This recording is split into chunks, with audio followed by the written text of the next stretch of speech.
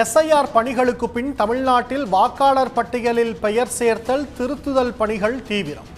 இதுவரை பெயர் சேர்க்க 7,32,000 பேர் விண்ணப்பம். சிறைபிடிக்கப்பட்ட ராமேஸ்வரம் மீனவர்கள் 3 பேருக்கு ஜனவரி 13 வரை நீதிமன்ற காவல். யாழ்ப்பாணம் சிறையில் அடைக்க இலங்கை நீதிமன்றம் உத்தரவு.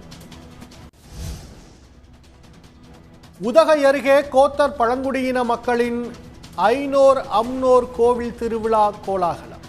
கலாச்சார உடையணிந்து பாரம்பரிய நடனமாடி உற்சாகம்.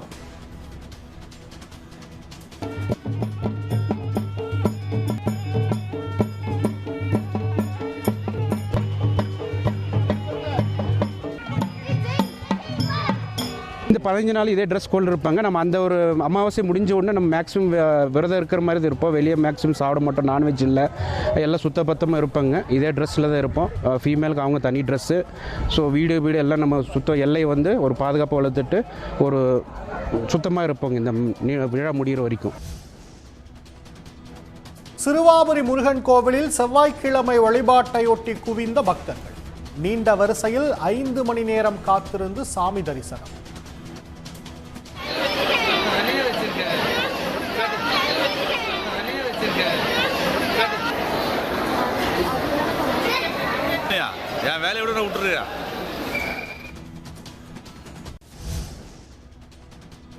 கரூரில் தாவேக கூட்ட நெரிசலில் சிக்கி 41 பேர் உயிரிழந்த வழக்கில் சிபிஐ விசாரணை தீவிரம்.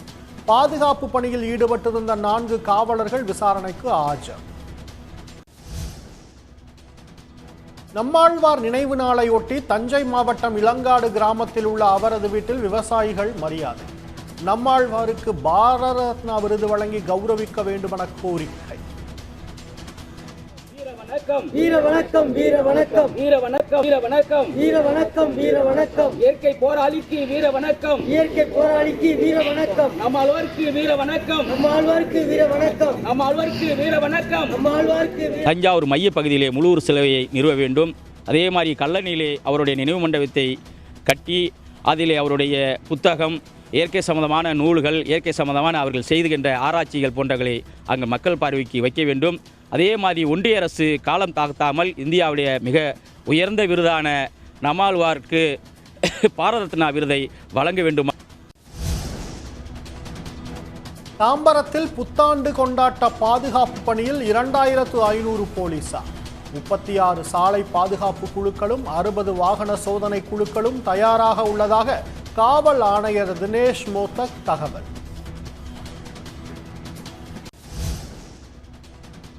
திருத்தணி அருகே ரயிலில் வடமாநில இளைஞர் மீது தாக்குதல் நடத்தப்பட்ட வழக்கில் கைதான 4 பேர் மீது கொலை முயற்சி வழக்கு.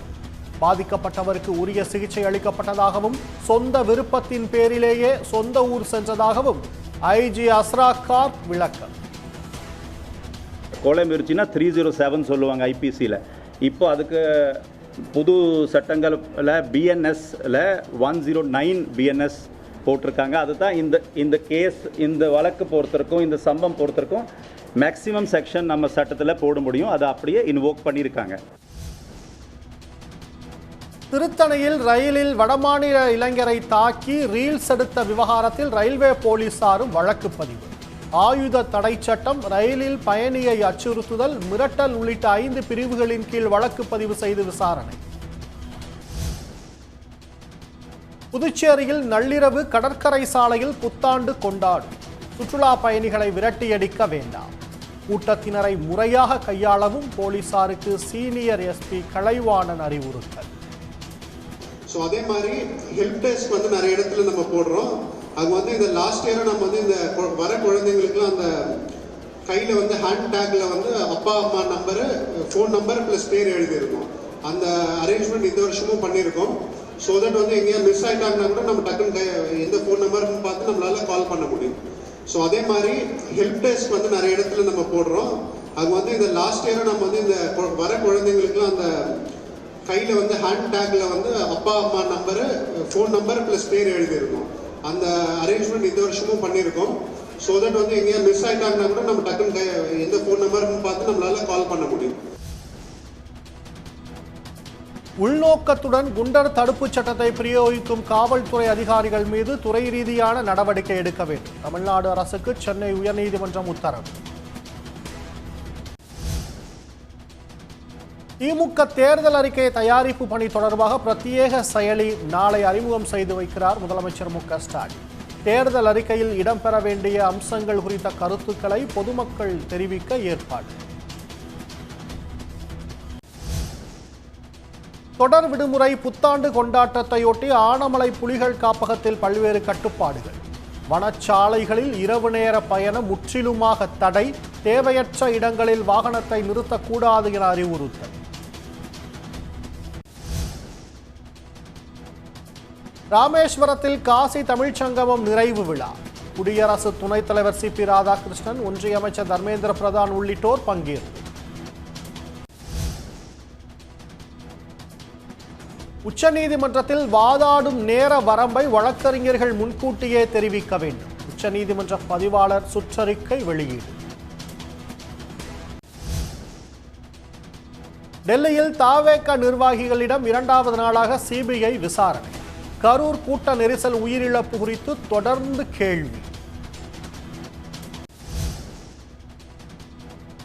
மதவெறி அரசியலுக்கு இடமில்லை என்று கூறி மதுரையில் மார்க்சிஸ்ட் கம்யூனிஸ்ட் கட்சியினர் உண்ணாவிரத போராட்டம். பாஜக, RSS மற்றும் இந்து அமைப்பினருக்கு எதிராக முழக்கம்.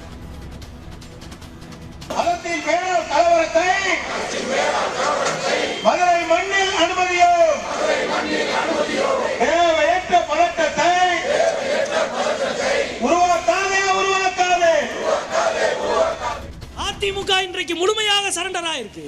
எங்களுக்கு தெரியும், கோடி கோடியாக 100, 1000 கோடியாக லஞ்சங்களால் குவிக்கிற ஒருவர்களால் ஒருபோதும் சங்கிகளுக்கு எதிராக அரசியல் திறனோடு பணியாற்றவே முடியாது.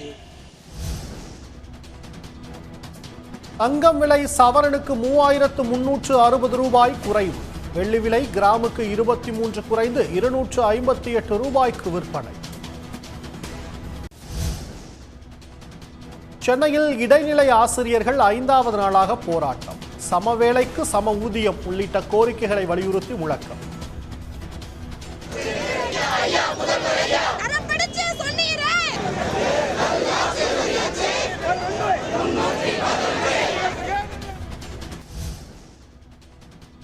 கொடைக்கானல் கீழ்மலை கிராமத்தில் சாலையில் உலா வந்த காட்டு யானையால் மக்கள் அச்சம். குடியிருப்பு பகுதிகளில் சுற்றித் திரியும் யானையை வனப்பகுதிக்குள் விரட்ட வலியுறுத்தல்.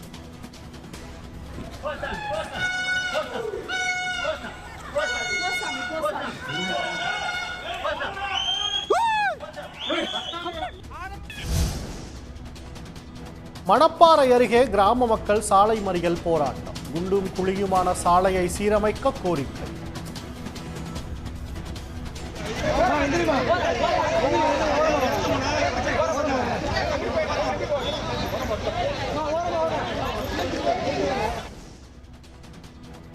கங்கை கொண்ட சோழபுரத்தில் வெளியுறவுத்துறை அமைச்சர் ஜெய்சங்கர் சாமி தரிசனம். தாராசுரம் கோவிலிலும் தரிசனம் செய்து சிற்பங்களை பார்வையிட்டார். போலி மருந்து விற்பனைக்கு எதிராக புதுச்சேரியில் அதிமுகவினர் முற்றுகை போராட்டம். மருந்துகளை கீழே கொட்டி கடை உரிமையாளர்களிடம் வாக்குவாதம்.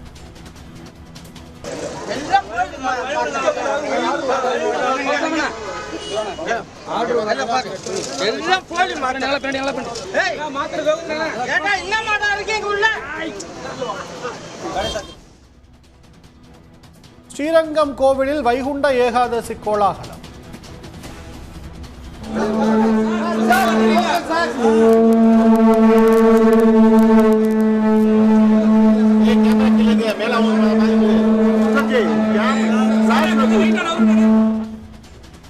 பாண்டியன் கொண்டை ரத்தின அங்கி கிளிமாலை அணிந்து நம்பெருமாள் காட்சி.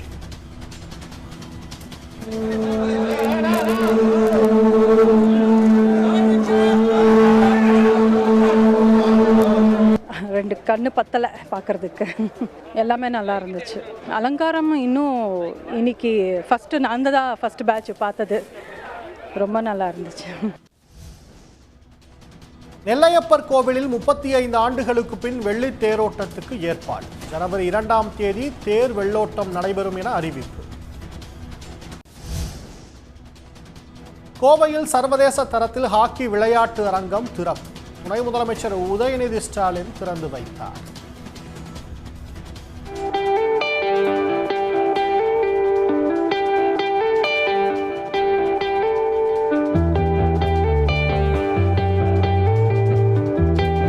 கார்ப்பரேஷன் ஸ்கூல் மற்ற எல்லாம் அனைத்து கோவை மாவட்டத்தில் இருக்கிற அனைத்து பள்ளி மாணவர்களும் மாணவிகளும் காலேஜ் மற்றும் மாணவிகளுக்கு வந்து ஒரு நிறைய வாய்ப்பு இங்கே வந்து பயிற்சி பெற்று நம்மளுடைய தமிழக அணிக்கு விளையாடுறதுக்காகவும் நம்மளுடைய தேசிய அணியில் வந்து விளையாண்டு பல பதக்கங்களை வெல்லும் நல்ல வாய்ப்புகள் பிரகாசமாக இருக்குது. தாம்பரத்தில் விடுதலை சிறுத்தைகள் கட்சி சார்பில் ஆர்ப்பாட்டம். கிறிஸ்துமஸ் அன்று கிறிஸ்தவர்கள் மீது நடத்தப்பட்ட தாக்குதலுக்கு கண்டனம். ஆர்ப்பாட்டம் மீது ஆர்ப்பாட்டம், ஆர்ப்பாட்டம் மீது ஆர்ப்பாட்டம். மோடி அரசே, மோடி அரசே, கிறிஸ்தவர்கள் மீது நடத்தப்படும் கும்பல் தாக்குதலை தடுத்து நிறுத்து.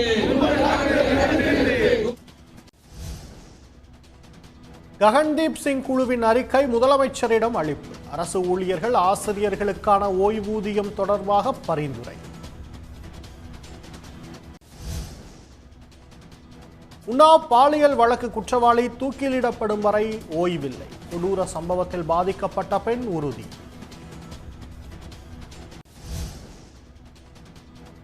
வங்கதேச முன்னாள் பிரதமர் கலிதா ஜியா காலமானார். வங்கதேசத்தின் முதல் பெண் பிரதமர் என்ற பெருமையை பெற்றவர். கோதையாற்றில் முதலைகள் நடமாட்டத்தால் பொதுமக்கள் அச்சம். முதலையை பிடிக்க வேண்டும் என கோரிக்கை.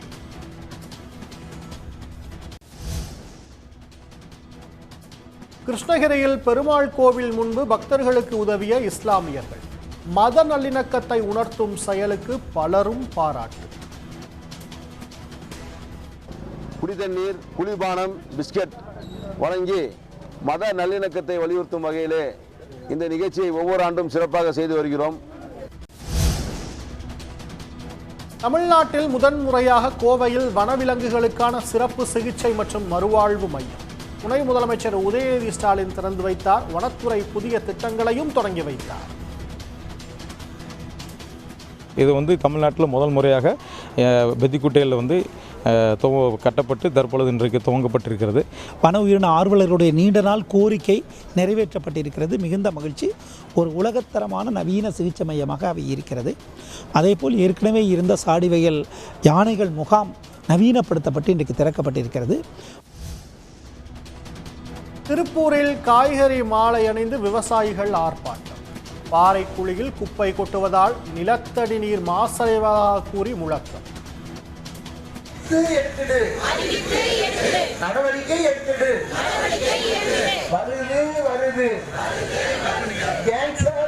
உலகத்திலேயே வேற எங்கும் இல்லாத அளவுக்கு டிடிஎஸ் தண்ணி கட்டு. டிடிஎஸ் பாத்தீங்கன்னா 1,20,050 டிடிஎஸ். கிட்டத்தட்ட அங்க வாழ முடியாத சூழ்நிலை ஆகி போச்சு. தூத்துக்குடியில் போக்குவரத்து ஊழியர்கள் ஆர்ப்பாட்டம். தொடர் விபத்துக்கு காரணமான அதிகாரிகள் மீது நடவடிக்கை எடுக்க கோரிக்கை. தேவையான உதிரி பாகங்கள் இல்லாததனால் இந்த தொழில்நுட்ப ஊழியர்கள் ஒரு பேருந்தில் உள்ள பேர்பாட்ஸுகளை கலத்தி இன்னொரு பேர்பாட்ஸில் மாற்றுவதற்கு வேலைப்பளுவை திணித்து கொண்டிருக்கின்றனர். புத்தாண்டையொட்டி பூக்கள் விலை அதிகரிப்பு. இலக்கோட்டை அங்காடியில் மல்லிகைப்பூ 1 கிலோ 2000 ரூபாய்க்கு விற்பனை. கிறிஸ்மஸ்லேருந்து நியூ இயர் வரைக்கும் அமெரிக்கா, துபாய், சிங்கப்பூர் இதெல்லாம் வந்து ஆர்டர் எக்ஸ்ட்ரா இருக்குது. அதனால் அவங்களுக்கு தேவையான பூ வந்து வரத்து பனிப்பொழிவுனால வரத்து கம்மியாயிருக்கு. அதனால் ரேட்டு வந்து 3000 to 4000 ரூபா வரைக்கும் போகுது. மல்லிகைப்பூ, முல்லைப்பூ வந்து 2000 ரூபா வரைக்கும் போகுது. துணைவேந்தர் நியமன மசோதாவை திருப்பி அனுப்பியதற்கு வீரபாண்டியன் கண்டனம். கல்வியில் மாநில உரிமைகளை ஒன்றிய பாஜக அரசு பறிப்பதாக அறிக்கை. சென்னையிலும் வைணவ கோவில்களில் சொர்க்கவாசல் திறப்பு. திருவள்ளிக்கேணி பார்த்தசாரதி கோவிலில் ஏராளமான பக்தர்கள் வழிபாடு.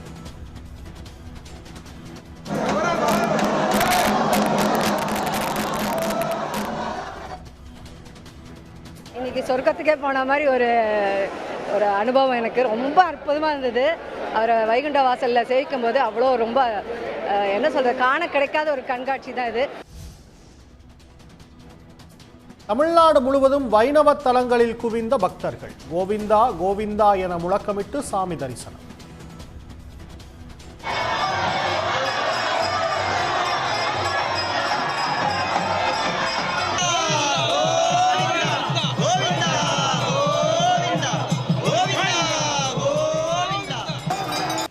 முடியாத அளவுக்கு ரஷ். சாமியோட டெக்கரேஷன் கோயில் நிஜமாவே வந்து சொர்க்கம் மாதிரி இருக்கு எங்க அஷ்டபதி பெருமாள் பார்க்கறதுக்கே. திருப்பதியில் வைகுண்ட ஏகாதசி பெருவிழா. தங்கத்தேரில் ஸ்ரீதேவி பூதேவியர்களுடன் மலையப்ப சுவாமி எழுந்தருளி வீதி உலா. தங்கத்தை போல பித்தளையின் விலையும் ஏற்றம். கும்பகோணத்தில் பித்தளை பானைகளின் விலை உயர்வால் தொழில் பாதிப்பு. போன வருஷத்துக்கு இந்த வருஷம் 4 ஒரு மடங்கு தான் வேலை இருக்குது. காரணம் என்னன்னு கேட்டிங்கன்னா தாது பொருள் இந்த உலோகம் இதெல்லாம் ஏறின வச்சு விலைவாசி ஏறி போச்சு. போன வருஷம் 650 ரூபா பித்தளை ஷீட்டு இந்த வருஷம் 1500 ரூபா விற்கிது. மகன் கவனிக்கவில்லை என்று செங்கல்பட்டு ஆட்சியரிடம் முதிய தம்பதி கண்ணீருடன் மனு. முதிர்ந்த வயதில் கவனிக்க ஆள் இல்லை என்று உருக்கம். எங்க வீட்டுக்காருங்க வீடு இல்லாத எனக்கு ஒரு பையன் ஒரு பொண்ணு. பையன் வந்து எங்களுக்கு சோறே போடுறதில்ல. இந்த 1500 ரூபாய் வாங்கி தான் சாப்பிடுறோம். வீடு இல்லை, வாசல் இல்லை.